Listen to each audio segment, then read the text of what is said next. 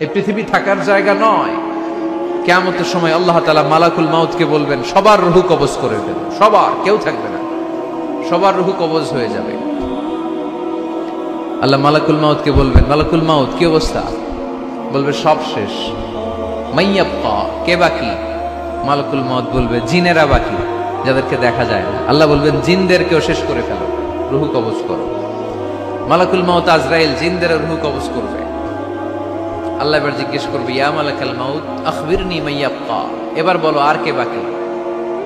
মালাকুল মাউত বলবে, আল্লাহ মানুষগুলো সব শেষ, জিনগুলাও শেষ, এবার বাকি ইবলিস শয়তান, ইবলিসরেও শেষ করো, ইবলিসও শেষ। আল্লাহ আবার জিজ্ঞেস করবেন, ইয়া মালাকাল মাউতি মাইয়াবকা, আর কে বেঁচে আছে বলো?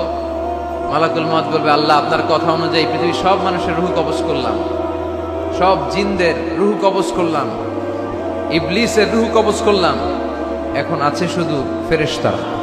আছে কারা? যাও ফেরেশতাদের রূহ কবজ করো, ফেরেশতাদের রূহ কবজ হয়ে যাবে। এবার আল্লাহ জিজ্ঞেস করবেন, ইয়া মালাকাল মাউত আখবিরনি মাইয়াবকা। মালাকুল মাউত বলবে, আল্লাহ আপনার কথা মতো ধরে ধরে সব শেষ, ফেরেশতাও শেষ, চারজন ছাড়া। কয়জন ছাড়া? জোরে বলেন, কয়জন ছাড়া? ইসরাফিল, জিব্রাইল, মিকাইল, আজরাইল। আল্লাহ এই চারজন আমরা বাকি। আল্লাহ বলবে, যাও ইযহাব ইনতালিক ইলা জিবরিল ওয়াকবাদ রূহা, জিব্রাইলের রূহ কবজ করো।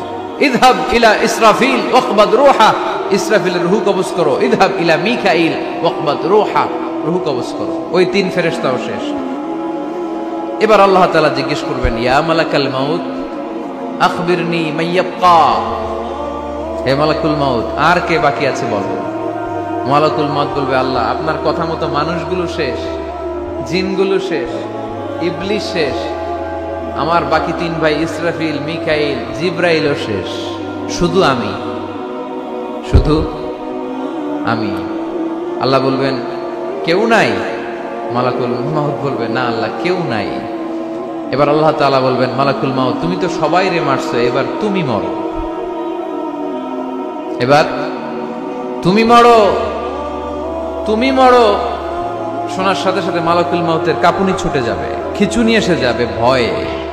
আল্লাহ বলবেন, কাঁপুনি দিয়ে তো লাভ নাই, কারণ কুল্লু নাফসিন যায়িকাতুল। রব্বুল আলামিন বলবেন, মালাকুল মাউত কেঁদো না, এটাই দুনিয়ার বিধান, আমি আল্লাহর দেয়া বিধান, এটাই জন্মালেই মরতে হয়। যাও, জান্নাত জাহান্নামের মাঝখানে একটা জায়গা আছে, জায়গাটার নাম হলো আরাফ। এই আরাফের মধ্যখানে যে দাঁড়াও, ওখানে যে মালাকুল মাউত কাঁপতে থাকবে। মালাকুল মাউত বলবে, আল্লাহ সৃষ্টির শুরুতে যদি জানতাম, সৃষ্টির শুরুতে যদি জানতাম সবাইকে মৃত্যুদান করার পরে, রূহ কবজ করার পরে আমাকেও মরতে হবে, তাহলে এই কঠিন দায়িত্বের ব্যাপারে আপনার কাছে ক্ষমা চাইতাম। আজকে আমারও যে ভাগ্য বরণ করে নিতে হবে সৃষ্টির শুরুতে, আমি এটা কল্পনাই করতে পারিনি। আল্লাহ বলবেন, নো টক, মুত, ইয়া মালাকাল মাউত, মর, মরে যা, মুত, মরে যাও।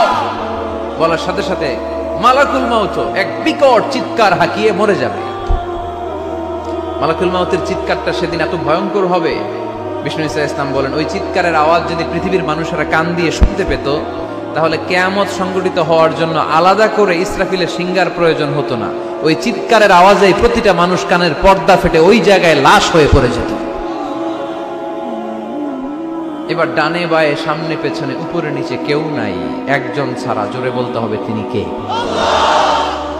আল্লাহ তখন পৃথিবীকে একটা ডাক দিবেন, বলবেন, ইয়া দুনিয়া আইনা আনহারুকি, এই পৃথিবী তোর নদীগুলো কোথায়? ইয়া দুনিয়া আইনা আশজারুকি, এই পৃথিবী তোর গাছগুলো কোথায়? বটতলা। ইয়া দুনিয়া আইনাল জিবাল, তোর বড় বড় মাউন্ট এভারেস্ট পাহাড়, আলাস্কা পর্বতমালা, আলপস পর্বতমালা, এগুলো কোথায়?